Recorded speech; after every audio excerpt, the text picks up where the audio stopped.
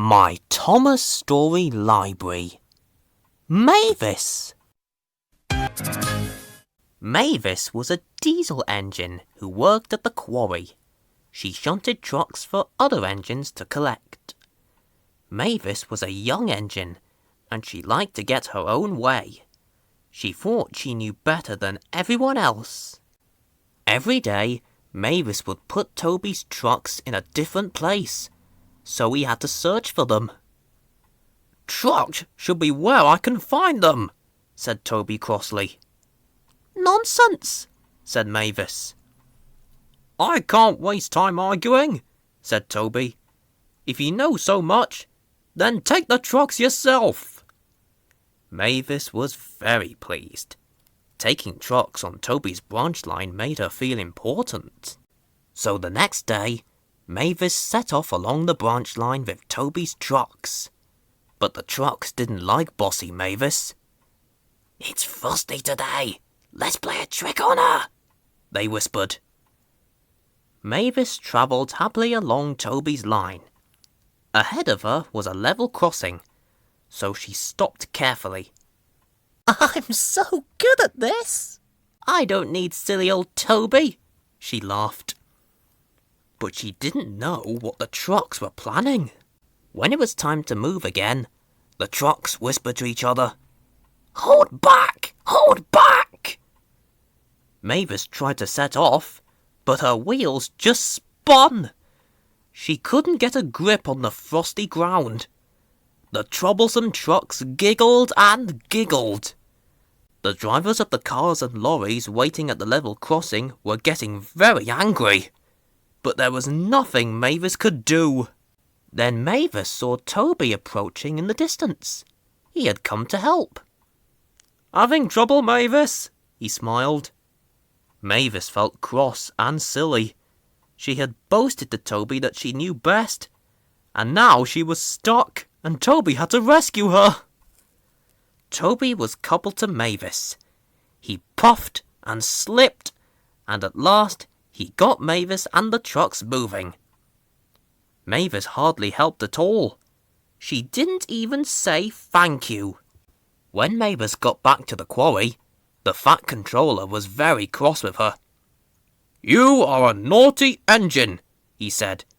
"You will stay here in future." Mavis felt angry. She thought the quarry was boring. She wished she could go on Toby's branch line again. Soon spring arrived on Sodor. It was a very busy time at the quarry. Every day, Mavis got the trucks ready for Toby, but she was never allowed to take them along Toby's branch line. Then one day, Mavis had an idea. She said to the troublesome trucks, "When we get to the beginning of Toby's line, please will you bump me? Then I'll be on his line, whether he likes it or not." "Yes! Yes! Yes!" giggled the trucks. "I'll show that fusspot Toby," said Mavis to herself. But when the time came, Mavis was busy elsewhere, so Toby shunted the trucks himself. "Never mind," the trucks whispered to each other. "Let's bump Toby instead." So they gave Toby a big bump. He rushed onto his branch line much too fast. His driver and fireman were knocked over. Toby was out of control. Toby couldn't stop.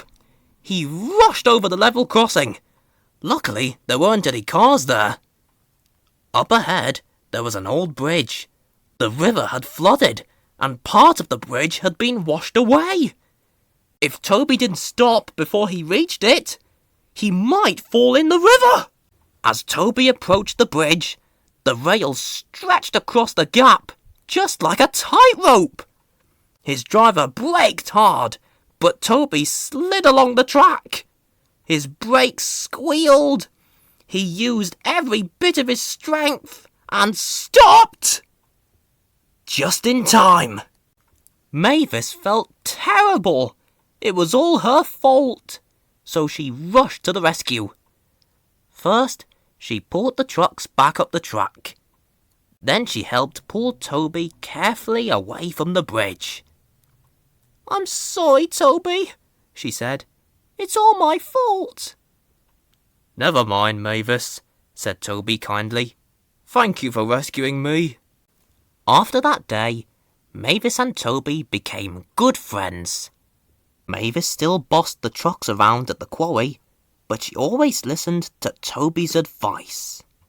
And sometimes, for a special treat, Toby would let Mavis take the trucks carefully along his branch line.